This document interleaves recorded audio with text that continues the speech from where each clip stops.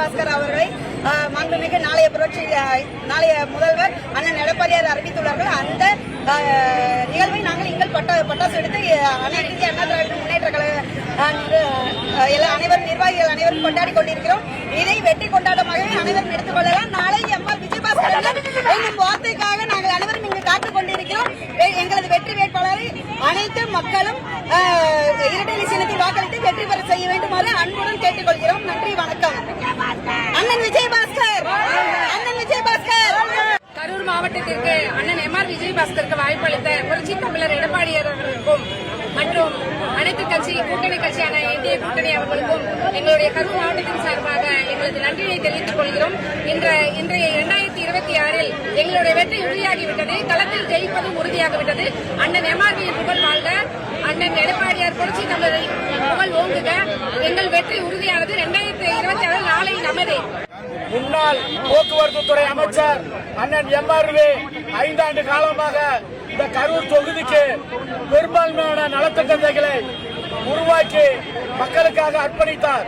அதுல ஒன்று மிகப்பெரிய அம்மா சாலை, மிகப்பெரிய புகைவலை பாதை 2, மிகப்பெரிய ஓவர் டேங்க் 3, நம்மளுடைய மாணவர்கள் எல்லாம் படிக்கக்கூடிய மருத்துவ கல்லூரி, நம்மளுடைய பெரியாண்டாங்கோயில்ல ஒரு அமராவதி ஆத்துல தடுப்பானை, இது மாதிரி எண்ணற்ற திட்டங்கள் 5 வருஷம் முழுமையா அமைச்சராக இருந்து 5 வருஷம் முழுமையா தொகுதிக்குள்ளேயே மக்களோட மக்களாக இருந்து நல்லதொரு நன்மைகளை செய்தார்.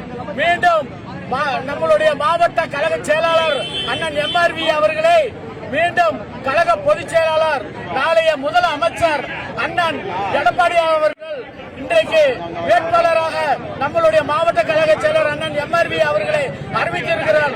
மீண்டும் சட்டமன்ற உறுப்பினராக இந்த தொகுதியில போட்டியிட்டு இந்த தொகுதியில பெரும்பான்மையான வாக்கு பெற்று ஏறத்தாழ 50,000 வாக்கு வித்தியாசத்தில் வெற்றி பெற்று மீண்டும் கரூர் மாவட்டத்தில் மந்திரி ஆகி மீண்டும் இந்த தொகுதிக்கு பெரும்பான்மையான மக்களுக்கு எந்த ஒரு இடையூறு இல்லாம, எந்த ஒரு சட்ட ஒழுங்கு இல்லாம, கஞ்சா போனது வந்ததெல்லாம் ஒழிச்சு சட்ட ஒழுங்கை பாதுகாத்து இந்த தொகுதி மக்களுக்கு எப்படி மரத்தை வச்சு நிழல் கொடுத்தாரோ அதே மாதிரி இந்த தொகுதி மக்களுக்கு பெரும்பாலான வாக்குறுதிகளை அள்ளி கொடுத்து இந்த தொகுதி மக்களுக்கு பெரும்பாலான வாக்குறுதியை கொடுத்து வெற்றி அதாவது நிறைவேற்றி கொடுப்பார். அதுல எந்த ஒரு சந்தேகம் இல்லை.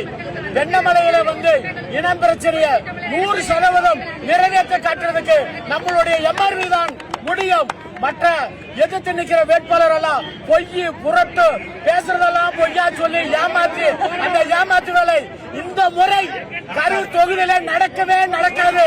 மக்கள் எல்லாம் எம்ஆர்விக்கு துணையாக இருந்து பெருவான ஓட்டு வித்தியாசத்தில் ஜெயிக்க வைப்பாங்க, ஜெயிப்பு வைக்கிறாங்கன்னு சொல்லி எங்களுக்கு எல்லாம் வேட்பாளராக வச்ச கழக பொதுச் செயலாளருக்கு தொகுதி மக்கள் சார்பாக பெரிய நன்றி நன்றி நன்றி.